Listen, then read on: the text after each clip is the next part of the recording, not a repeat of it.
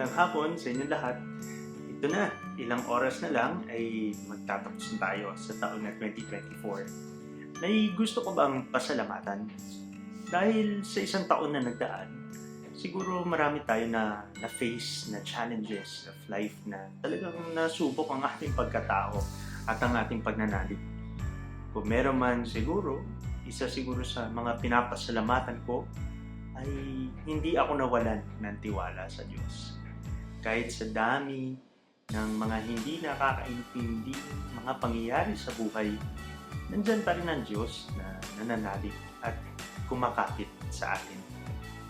Siguro sa mga ilang sandaling ito na meron pa tayong mga nalalabing oras para sa taong 2024, maganda sigurong pasalamatan natin ang mga biyayang natanggap natin sa taong ito. Lalo-lalo na, ang ganda ng pagbasa kanina.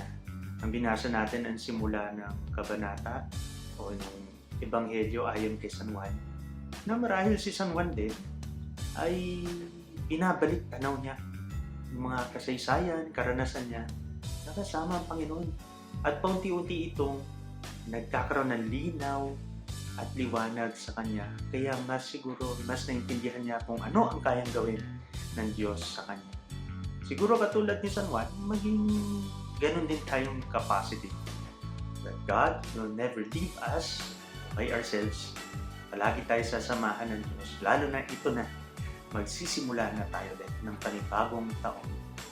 Kaya isang pinagpalang paglalakbay sa taong 2025, naway ang ating Panginoong Diyos ay tunay na gagabay para sa ating lahat.